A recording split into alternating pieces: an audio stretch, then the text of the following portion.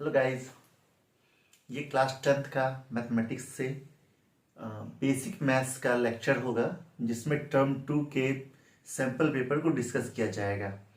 Term 2 का sample paper जो basic maths का ये टोटल 2 पार्ट में हम डिस्कस करेंगे। 1 पार्ट में सेक्शन ए और सेक्शन बी को डिस्कस करेंगे और सेकेंड पार्ट में सेक्शन सी को डिस्कस करेंगे। जैसा कि आप लोगों को पता है टर्म टू जो है टोटल 40 मार्क्स का आने वाला है। टर्म 2 में टोटल 40 मार्क्स आएगा और इस टर्म 2 में 40 मार्क्स के लिए आपको 3 सेक्शन होंगे। एक सेक्शन ए होगा, एक सेक्शन बी होगा और एक सेक्शन सी होगा। तो सेक्शन सी, इस तीनों में अलग अलग मार्क्स के क्वेश्चन पूछे जाएंगे। सेक्शन ए में 2 मार्क्स के 6 क्वेश्चन रहेंगे तो 12 मार्क्स हो गए। सेक्शन बी में 3 मार्क्स के 4 क्वेश्चन रहेंगे यानी कि ये भी 12 मार्क्स हो गए। और सेक्शन सी में 4 मार्क्स के 4 क्वेश्चन रहेंगे, ये 16 हो गया। तो 12 प्लस 12 प्लस 16 टोटल 40 मार्क्स हो गया। यानी टोटल मिला के 6 प्लस 4 और प्लस 4 टोटल 14 क्वेश्चन आपके एग्जाम में पूछे जाएंगे। टोटल आपके क्वेश्चन 14 होंगे और 14 क्वेश्चन 40 मार्क्स का होगा। इनमें किसी 2 क्वेश्चन में चॉइस होगा और इनमें किसी एक क्वेश्चन में चॉइस होगा और इसमें किसी एक क्वेश्चन में चॉइस होगा। तो आपको इंटरनल चॉइस मिल सकता है। तो 2 मार्क्स वाले क्वेश्चन में किसी 2 क्वेश्चन में चॉइस है और 3 मार्क्स वाले क्वेश्चन में एक ही क्वेश्चन में चॉइस है, जबकि 4 मार्क्स वाले में भी एक क्वेश्चन में चॉइस आपको मिलेगा। तो टोटल मिला के 14 क्वेश्चन होंगे, आंसर आपको करने होंगे। ऑल क्वेश्चन कंपलसरी है, एक भी क्वेश्चन आप छोड़ नहीं सकते, स्किप नहीं कर सकते।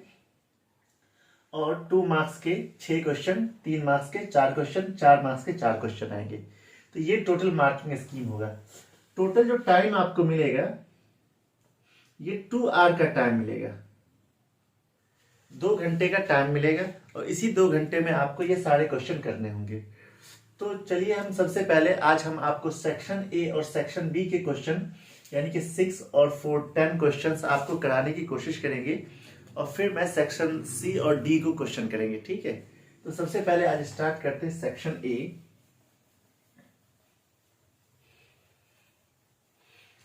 तो आपके बुक में सेक्शन ए जो है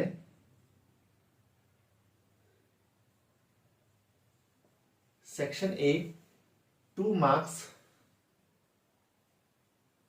into 6 question equal to 12 marks का होगा। अब इस 12 मार्क्स में जो सबसे पहला क्वेश्चन आपके सैंपल पेपर में दिया हुआ है, वो सैंपल पेपर में पहला क्वेश्चन ये है, देखते हैं क्या है। तो सबसे पहला question, find the root of the quadratic equation, find the root of the quadratic equation 3x square minus 7x minus 6 equal to 0। ये क्वेश्चन है। इसी में एक और चॉइस भी दिया हुआ और find the value of k for which quadratic equation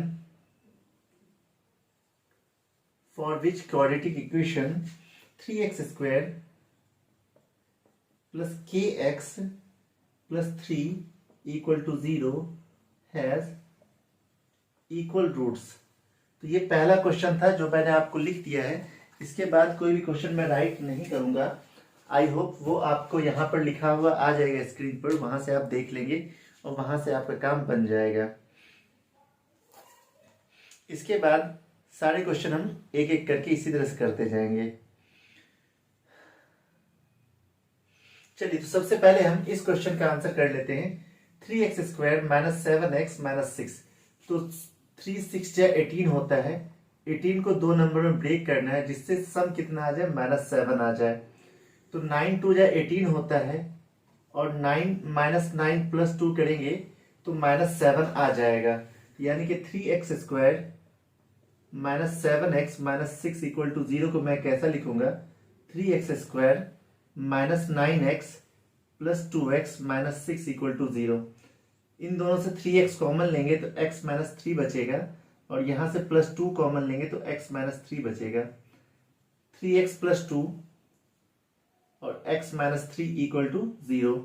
यहां से 3x प्लस 2 इक्वल टू 0 करेंगे तो x का वैल्यू माइनस 2/3 आ जाएगा, और x माइनस 3 इक्वल टू 0 करेंगे तो x का वैल्यू 3 आ जाएगा।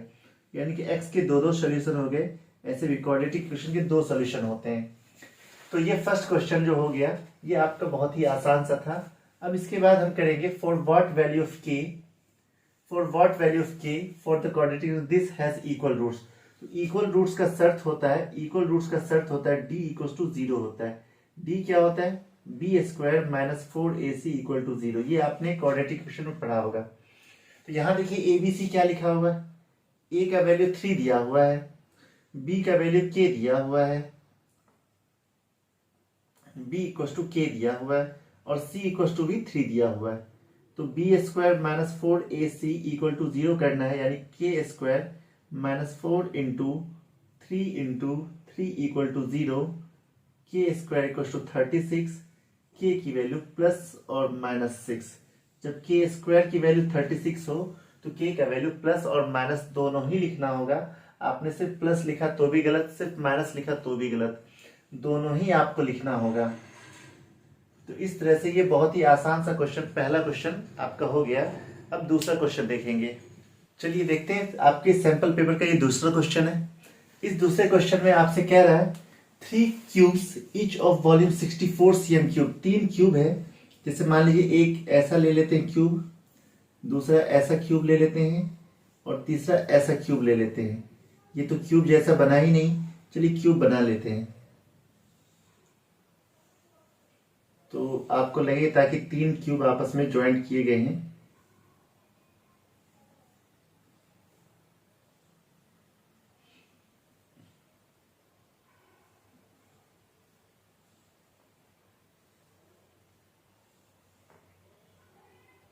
तो यहां आप देख सकते हैं, लग रहा है जैसा 3 क्यूब आपस में ज्वाइंट किया हुआ है। 3 क्यूब को आपस में हमने ज्वाइंट किया हुआ है। तो कह रहा है हर क्यूब का, 1 क्यूब का वॉल्यूम जो है वो दिया हुआ 64 cm क्यूब। तो क्यूब का वॉल्यूम होता है a क्यूब, a क्यूब की वैल्यू दी हुई 64 cm क्यूब। तो a इक्वल टू हो जाएगा cube root of 64 cm cube. तो a का जो वैल्यू आ गया 4 cm आ गया। अब इसका लेंथ कितना हो जाएगा, लेंथ यहां से ये 4, ये भी 4 और ये भी 4, l equal to 4 centimetre into 3, यानी कि 12 सेंटीमीटर। 3 क्यूब को ज्वाइन किया 12 सेंटीमीटर।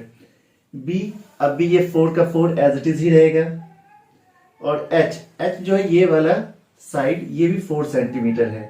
तो अब आपका ये जो क्यूबाइड बन रहा है, इस क्यूबाइड का TSA पूछा जा रहा है। तो TSA का फॉर्मूला होता है 2 into LB plus BH plus HL। I think ये समझ में आ गया होगा।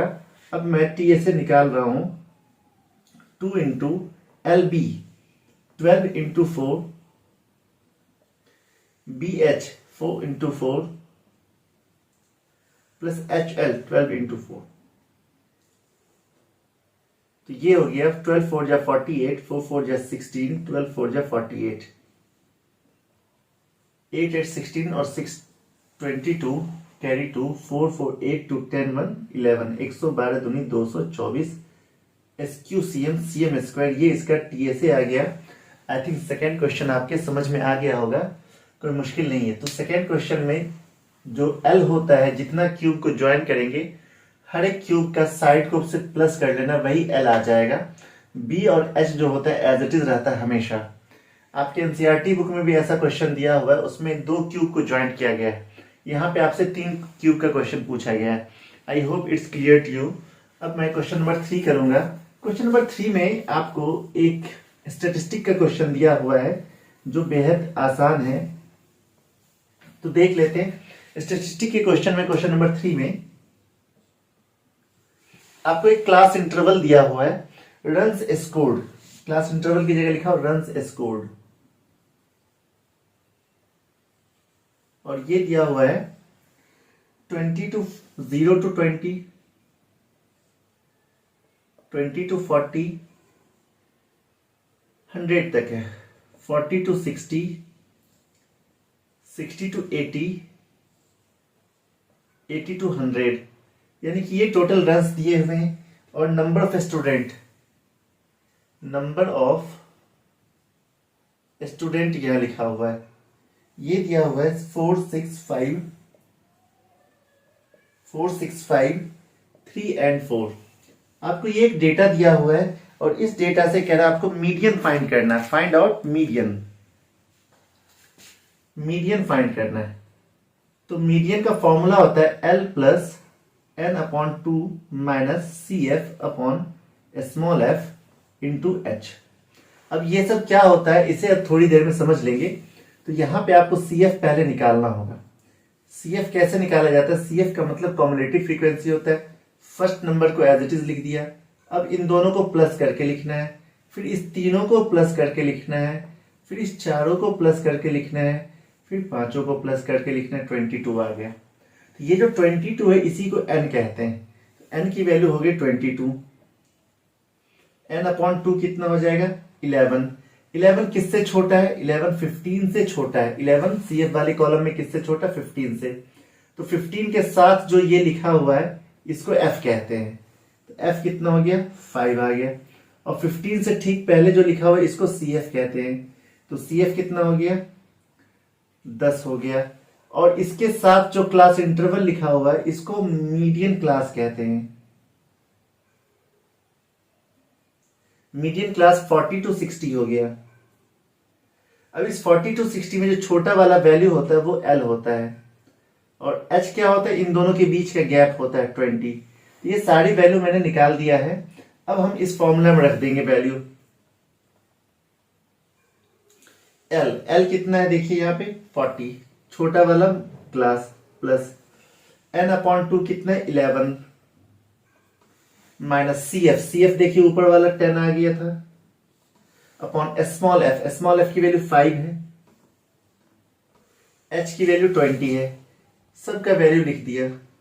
40 प्लस 1 अपॉन 5 इंटू 20, 5 से कट गया 4 चांस में, तो 40 प्लस 4 इक्वल टू 44। ये इसका मीडियन हो गया। इस तरह से ये बहुत ही आसान सा क्वेश्चन था जो आपके सामने हो गया। तो ये क्वेश्चन 3 हो गया। तो इस तरह से छोटे छोटे क्वेश्चन आपको 2 मार्क्स के पूछे जा रहे हैं। देखते हैं क्वेश्चन नंबर 4 क्या कहता है।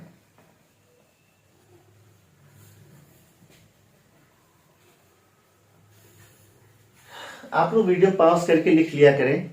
Find the common difference of the AP दिया हुआ है। 4 का आंसर देख लेते हैं। एपी दिया हुआ है, कितना है देखते हैं। 4 9 14। ये एपी दिया हुआ, इसका कॉमन डिफरेंस पूछ रहा है, यानी कि डी पूछ रहा है। तो डी निकालने का तरीका होता है A2 माइनस A1, यानी कि 9 माइनस 4 इक्वल टू 5। तो डी की वैल्यू आ गई 5। डी कितना आ गया? 5। अब आपसे कह रहा है क्वेश्चन में, if the first term change to 6, कह रहा फर्स्ट जो है पहले 4 था, अब कह रहा new first term. New first term कितना हो गया? 6 हो गया। पहले फर्स्ट टर्म 4 था, अब कह रहा न्यू फर्स्ट टर्म जो 6 आ गया है। और आपसे कह रहा है and the common difference remain the same. Common difference same to same, यानी कि डी जो है अब भी 5 ही है। तो आपसे कह रहा है राइट द न्यू एपी। तो आपको न्यू एपी लिखना है। तो न्यू एपी में सबसे पहले क्या लिखेंगे? First term. उसके बाद कॉमन डिफरेंस प्लस करेंगे, 6 प्लस 5 11। फिर 6 plus double time of 5 plus करेंगे, फिर 6 plus triple time of 5 plus करेंगे। ऐसे ही बढ़ता जाएगा एपी। यानी जो न्यू एपी होगा 6 होगा, 6 5 11 होगा, फिर 16 होगा, फिर 21 होगा। ये इस तरह से एपी बनता चला जाएगा। आई थिंक ये क्वेश्चन आपको समझ में आ गया होगा। इसके बाद 6 क्वेश्चन है। 6 क्वेश्चन आपका सर्कल चैप्टर से दिया हुआ है।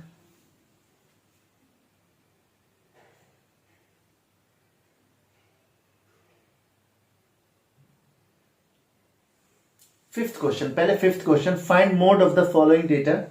सबसे पहले फिफ्थ क्वेश्चन को देखते हैं और इसमें मोड से रिलेटेड है। फिफ्थ क्वेश्चन इससे हटा देते हैं।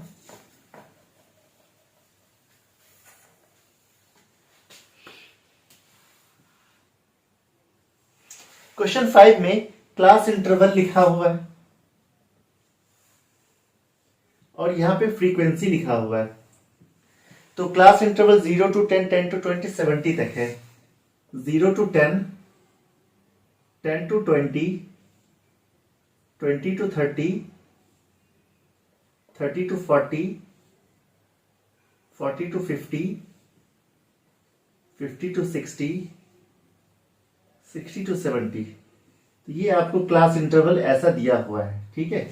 और उसके बाद FI में फ्रीक्वेंसी में 7, 9, 12, 16, 7, 9, 12, 16 और X लिखा हुआ है, ठीक है। और 6 है, 11 है, 6 है, 11 है, ऐसा आपको दिया हुआ है। और आपसे कह रहा है मोड जो है इसका 38 है। मोड की वैल्यू 38 है तो आपको X फाइंड करना है कितना होगा। तो अगर मोड 38 है तो 38 किसके बीच लाइज करेगा? 38 30 to 40 के बीच लाइज करेगा। इसका मतलब मॉड क्लास जो होगा वो होगा 30 to 40। अगर ये 30 to 40 है तो L का वैल्यू 30 हो जाएगा और H का वैल्यू, इन दोनों के बीच का गैप 10 हो जाएगा।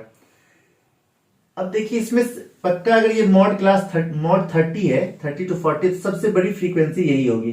तो जो सबसे बड़ी फ्रीक्वेंसी होती है इसको F0 कहते हैं और उसके ठीक जो पहले होता है इसको F1 कहते हैं और इसके ठीक जो बाद होता है इसको F2 कहते हैं। तो सारी बात आ गई है। अब हम मोड के फॉर्मूले में रख देंगे। तो मोड का जो फॉर्मूला होता है L plus F0 minus F1 upon 2F0 minus F1 minus F2 into H। ये मोड का फॉर्मूला है। सबकी वैल्यू मैंने यहां निकाल दी। आई होप आपको समझ में आ जाएगा। मोड की वैल्यू देखिए 38 दिया हुआ है, L 30 है, 30 प्लस F0 16 है, F1 12 है, 2 into 16 minus 12 minus X into H की वैल्यू 10 है। तो 30 इधर ले जाके माइनस कर दीजिए। 38 माइनस 30 इक्वल टू 16 माइनस 12 4 होता है और 10 इसके साथ मल्टीप्लाई हो जाएगा अपॉन 12 2 या 30, 16 2 या 32, 32 से 12 माइनस कर देंगे तो 20 आ जाएगा, 20 माइनस X। तो इसे जब माइनस करेंगे तो 8 हो गया। 8 से 20 माइनस X का मल्टीप्लाई हो जाएगा, ये क्रॉस मल्टीप्लाई इक्वल टू 4 10 जा 40। 28, इस 8 को इधर शिफ्ट कर देते हैं। 20 minus X equal to 40 upon 8, 8 5 जा 40। तो माइनस X इक्वल टू कितना होगा? 5 minus 20 minus X equal to minus 15। तो X की वैल्यू 15 आ गया। जैसा कि आप देख सकते हैं ये क्वेश्चन नंबर 6 है। ये सेक्शन ए का लास्ट क्वेश्चन होगा आपके लिए। इस क्वेश्चन में आपको गिवन है कि X Y and M N are tangents. X Y and M N are tangents, तो ये आपको गिवन है। तो टेंजेंट्स जो होता है रेडियस पे हमेशा 90 डिग्री का एंगल बनाते हैं। हम लिख सकते हैं since tangent and radius always perpendicular to each other. तो टेंजेंट और रेडियस जो होता है हमेशा परपेंडिकुलर टू ईच अदर होते हैं। इसका मतलब ये होगा एंगल OD एक्स लिख देते हैं इस साइड के लिए, ये 90 डिग्री होगा। सिमिलरली इस साइड के लिए भी ये एंगल भी कितना होगा? एंगल OEM ही ले लेते हैं, चलिए इसी साइड का ले लेते हैं, ये भी कितना होगा? 90 डिग्री। अब अगर इंटरनल एंगल का सम अगर 90 डिग्री और 90 डिग्री 180 डिग्री हो जाए, इसका मतलब सामने वाला लाइन पैरेलल हो जाता है। Since angle ODX plus angle OEM equal to 90 plus 90 equal to 180 degree. तो क्या होता है, if sum of internal angles equal to 180 degree, that is given lines are parallel। ये बचपन में आप लोग करते थे कि ये लाइन पैरेलल है और ये ऐसा दिया हुआ, तो इन दोनों एंगल का अगर सम 180 हो जाता है तो आप इसको पैरेलल कहते हैं, या फिर इन दोनों एंगल का सम 180 हो जाता है तो आप इसे पैरेलल कहते हैं। तो यही तो यहाँ भी लिखा है मैंने, ये 6 7 वगैरह में था। इसका मतलब क्या होगा, एक्स वाई जो है वो mn से पैरेलल होगा। ये आपको प्रूफ करना था, ये आई होप प्रूफ हो गया, आपको समझ में आ गया होगा। तो ये सेक्शन ए का एक और क्वेश्चन है, इसमें सेक्शन ए में जो ऑप्शनल है और करके दिया हुआ है। अभी तक तो एक ही क्वेश्चन में ऑप्शन मिला था जो फर्स्ट क्वेश्चन था, अब ये 6th क्वेश्चन में भी और करके दिया हुआ, इंटरनल चॉइस है। तो चलिए इसका दूसरा पार्ट भी देख लेते हैं, वो भी ज्यादा आसान ही है, ज्यादा डिफिकल्ट नहीं है। तो इसका और वाला ऑप्शन जो है 6 का और, तो आपको एक सर्कल दिया हुआ है ऐसा, और एक सर्कल जो है, ये सर्कल एक क्वाड्रिलेटरल के अंदर कैद है।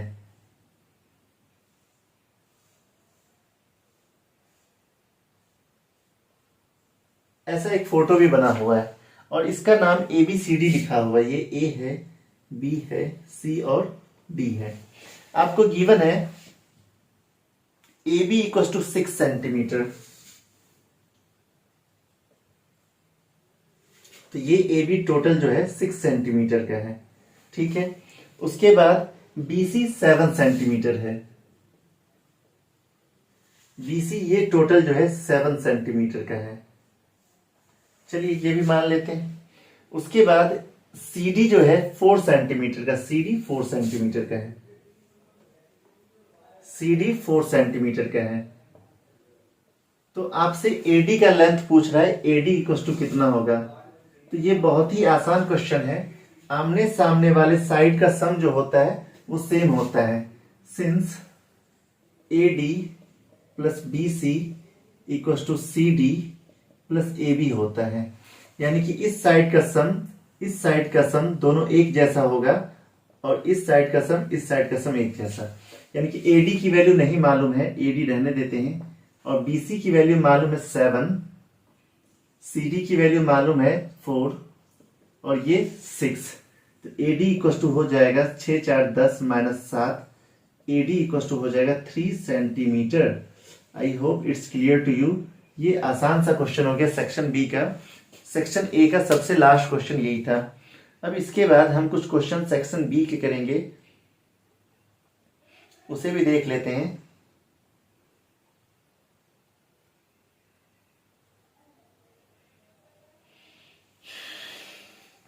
सेक्शन बी में 4 क्वेश्चन होने हैं, तो 7th क्वेश्चन पहले देख लेते हैं जो बहुत ही आसान सा लग रहा है, एपी का ही क्वेश्चन है। तो क्वेश्चन 7 देखते हैं। यहां से सभी 3 मार्क्स के क्वेश्चन होंगे, 4 क्वेश्चन 3 मार्क्स के। इन NAP 5 8 11 dot dot dot, AP है 5 8 11 डॉट डॉट डॉट। इसमें कह रहा है हैज 40 टर्म्स, यानी कि इसमें 40 टर्म्स हैं, ऐसा आपसे कह दिया इसने। तो आपसे कह रहा है फाइंड द लास्ट टर्म, तो आपसे AN निकालने के लिए कह रहा है, find the last term, AN निकालने को कह रहा है। Also find the sum of last 10 terms, sum of last 10 terms, ये भी आपसे निकालने को कह रहा है। तो ये बहुत ही अच्छा क्वेश्चन। इस क्वेश्चन में देखिए A कितना हो गया, 5 हो गया, D कितना हो गया, 8 माइनस 5 इक्वल टू 3 हो गया। तो AN निकालना है, यानी कि A40 निकालना है। N की वैल्यू कितना है देखिए जरा, N की वैल्यू 40 है दिया हुआ, A40 निकालना है। तो A plus 40 minus 1 into D, A हो गया 5 प्लस 39 इंटू 3, तो 9 3 5 प्लस 9 3 27, कैरी 2, 3 3 9 और 2 11, 117 और 5 122। तो ये हो गया लास्ट टर्म। तो फर्स्ट पार्ट का तो आंसर आ गया आपका। अब आपको कह रहा है लास्ट 10 टर्म का सम, तो S10 वो भी लास्ट से कह रहा है, तो 10/2 2a। जब लास्ट से हो ना तो लास्ट वाले को ही फर्स्ट टर्म मान लो, 122 plus 10 minus 1 into D. Last से जब डी को निकालना हो लिख देता हूं मैं, from last a equals to a n और d equals to minus d. A को ए एन में कन्वर्ट कर लीजिए, डी को माइनस डी में कन्वर्ट कर लीजिए।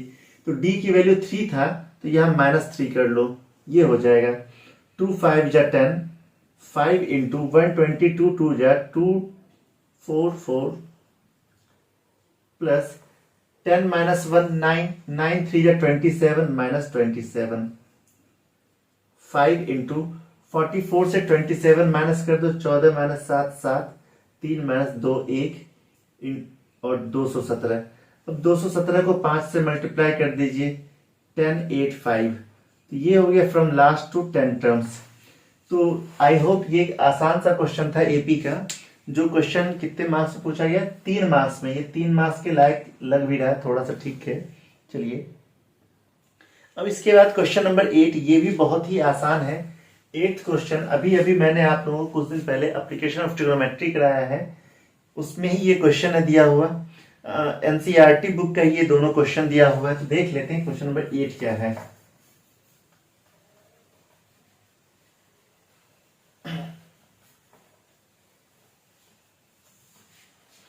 क्वेश्चन 8 कह रहा है a tree is broken down due to storm. तो एक ट्री है, मान लीजिए इतना बड़ा ट्री था और ये यहां से टूट गया आंधी तूफान आने की वजह से, और ये जमीन पर लगा हुआ था, ये ग्राउंड है, ये वाला पार्ट जमीन से आके ऐसा लग गया। अगर ये वाला पार्ट y है तो ये भी क्या होगा, y ही होगा। ये जमीन से 30 डिग्री का एंगल बनाता है और ये ऊपर वाला पार्ट हम x मान लेते हैं, ये वाला पार्ट x मान लेते हैं, और ये जहां पर जमीन से टकराया था ये 8 मीटर के डिस्टेंस पे, ऐसा आपसे कहा हुआ। A tree is broken down due to storm in such a way that the top of the tree touch the ground and makes an angle of 30 degree with the ground। ठीक है। Length of the broken upper part of the tree is 8 meter।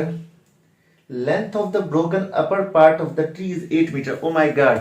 तो ये book से थोड़ा सा change question दे दिया है आपसे। तो आपसे कह रहा है ब्रोकन पार्ट जो ऊपर से गिरा है वही है 8 मीटर का, यानी कि ये वाला पार्ट 8 मीटर का है। तो इसे हम y मान लेते हैं। ठीक है। यहाँ पे क्वेश्चन में साफ साफ दिया हुआ है length of the broken upper part of the tree is 8 meter, find the height of the tree before it was broken। कह रहा है कि height of the tree बताइए जब ये टूटा हुआ नहीं था। तो आपको ये पूरा हाइट पता करना, सिर्फ x पता हो जाए तो काम हो जाएगा, तो इसमें y निकालने की जरूरत भी नहीं पड़ेगी। तो ये देखिए एंगल के सामने ये परपेंडिकुलर और ये हाइपोटेनस है, तो परपेंडिकुलर और हाइपोटेनस में रिलेशन साइन का आता है। आप साइन 30 डिग्री लगाएंगे, साइन 30 1/2 होता है, परपेंडिकुलर x है हमने लिख रखा है यहाँ पे, और हाइपोटेनस 8 आ रहा है। क्रॉस मल्टीप्लाई करेंगे, x इक्वल टू 8/2, 2 4 जा 8, x इक्वल टू 4 मीटर, यानी कि original height of tree.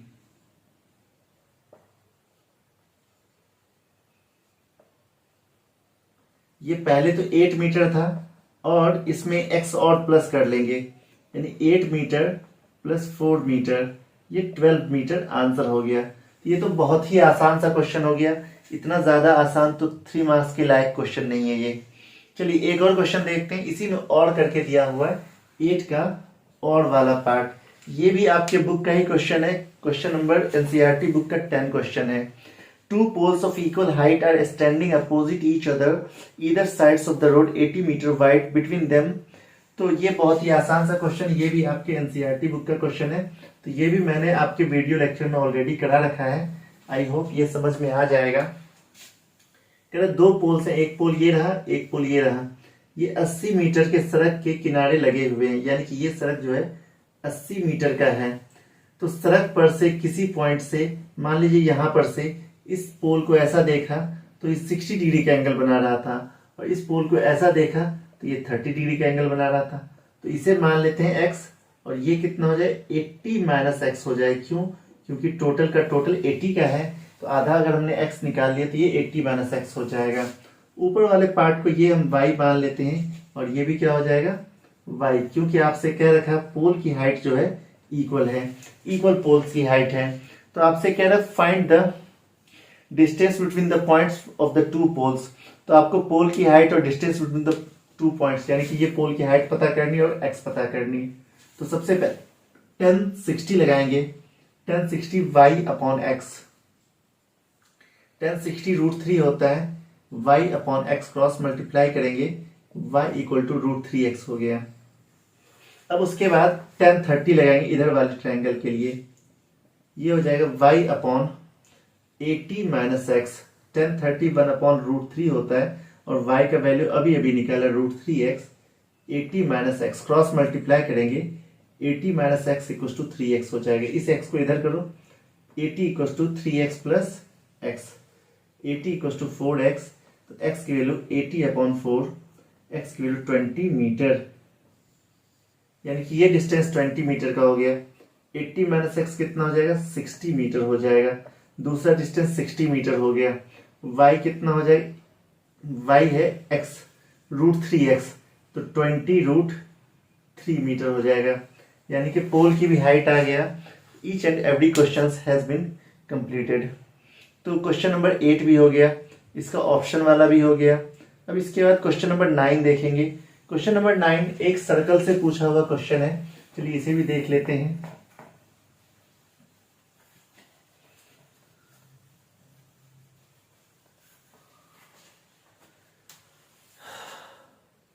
Question 9 कहता है कि एक सर्कल है ऐसा आपका बना हुआ, इसमें O एक सेंटर है मान लिया और AB एक कॉर्ड है। ऐसा आपके बुक में इसमें फोटो बना हुआ है ऑलरेडी, मैं इसलिए ऐसा बना रहा हूं। और यहाँ एक P कोई पॉइंट है, तो यहां से इस P को मिलाया गया और यहां से भी मिलाया गया, तो यहाँ पे 60 डिग्री का एंगल बनता है।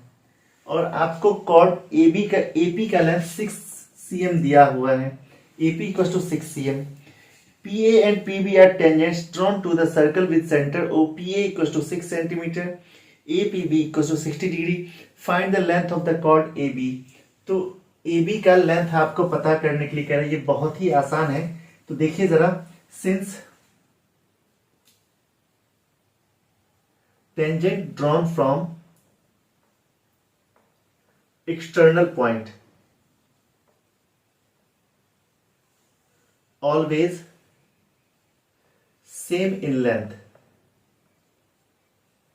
टेंजेंट जो होते हैं हमेशा सेम होते हैं। इसका मतलब AP जो होगा और PB जो होगा ये दोनों ही 6 सेंटीमीटर के होंगे, तो ये दोनों बराबर हो गए। जब ये दोनों ही बराबर हैं तो ये ट्रायंगल कैसा हो जाएगा, फ्रॉम ट्रायंगल ABP,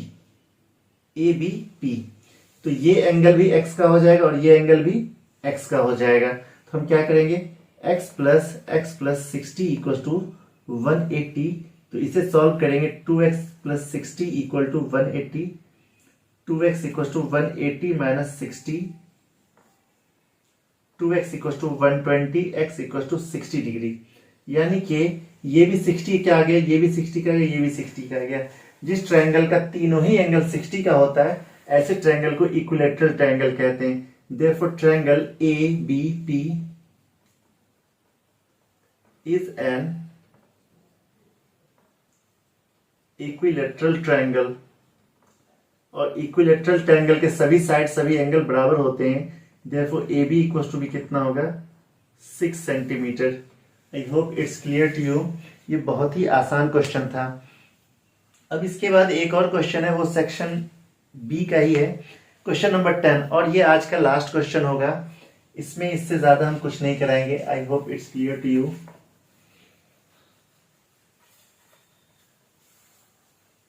वीडियो को पॉज करके लिख लिया करेंगे। क्वेश्चन 10 कह रहा है the sum of the squares of 3 positive numbers that are consecutive multiples of 5 is 725। तो ये 10 है, तो 3 consecutive multiples, 3 consecutive multiples of 5 are, यानी कि 5 के टेबल वाले 3 नंबर आपको खोजना है। एक तो ले लेंगे 5x, एक लेंगे 5 इंटू एक्स प्लस 1 और एक लेंगे 5 इंटू एक्स प्लस 2, ऐसा ले लेंगे। ठीक है, अब आपसे कह रहा है इन सब के स्क्वायर का सम जो होता है ना 725 होता है। According to question 5x square plus 5 into x plus 1 square plus 5 into x plus 2 square, ये हो रहा है 725। ये आपको ऐसा दिया हुआ है 725 होता है। तो आपसे कह रहा है फाइंड द 3 नंबर्स, तो आपको ये तीनों नंबर फाइंड करना है। कुल मिला के x फाइंड कर लीजिए, तीनों नंबर आ जाएगा। तो ये हो जाएगा 25x square plus 25x square plus 2x plus 1 a plus b का होल स्क्वायर, फिर से plus 25x square plus 4x plus 4, फिर से a प्लस b का होल स्क्वायर इक्वल टू 725। तो यहाँ भी 25 है, यहाँ भी है, यहाँ भी है, तो तीनों से 25 कॉमन ले लेते हैं। X square plus x square plus 2x plus 1 plus x square plus 4x plus 4 equal to 725। अब इस 25 को उधर ले जाएंगे, x square x square x square 3x square 2x plus 4x 6x और 4 प्लस 1 5 इक्वल टू 725 अपॉन 25। तो 25 से ये कट जाएगा, 25 दूनी 50, 25 नंबर 225। तो 3x square plus 6x plus 5 minus 29 equal to 0, इसे इधर कर दिया। 3x स्क्वायर प्लस 6x 29 से 5 माइनस करेंगे माइनस 24 इक्वल टू 0। सभी में 3 से डिवाइड कर देते हैं, सभी में 3 से डिवाइड कर देते हैं, हो जाएगा डिवाइड आराम से। X square plus 2x minus 8 equal to 0। 4 2 जा 8 होता है। X square plus 4x plus minus 2x minus 8 equal to 0। Middle term split कर दिया, x कॉमन लेंगे तो x प्लस 4 माइनस 2 कॉमन लेंगे x plus 4 equal to 0। x minus 2 x plus 4 equal to 0। तो x की वैल्यू एक 2 आ गया, x की वैल्यू माइनस 4 आ गया। लेकिन आपके क्वेश्चन में लिखा हुआ है स्क्वायर ऑफ 3 पॉजिटिव इंटीजर, तीनों पॉजिटिव है, तो ये नॉट पॉसिबल होगा, ये पॉसिबल नहीं। तो x की वैल्यू कितना आ जाएगा 2 आ जाएगा, क्योंकि x की वैल्यू माइनस 4 पॉजिटिव नहीं है। तो x इक्वल टू कितना आ गया 2 आ गया। तो 5x कितना हो जाएगा 5 इंटू 2 10 हो गया। 5 इंटू एक्स प्लस 1 कितना आ जाएगा, इससे ठीक 5 ज्यादा 10 5 15 हो जाएगा। 5 इंटू एक्स प्लस 2 कितना हो जाएगा, इससे फिर 5 ज्यादा 15 10 15 5 20 हो जाएगा। यानी कि नंबर कौन कौन से हो गए 10 15 और 20, ये तीनों नंबर आंसर हो गए। I hope section A and section B आपको समझ में आया होगा। अब हम इसके बाद सेक्शन सी के जो क्वेश्चन है 4 क्वेश्चन, इसे हम नेक्स्ट लेक्चर में करेंगे। उसमें एक्चुअल 4 नहीं है 5 क्वेश्चन है, एक का ऑप्शन भी तो मिलेगा आपके पास में, तो टोटल 5 क्वेश्चन है। See you in the next lecture. For more, like, comment, share and subscribe my channel. Thank you. Bye bye.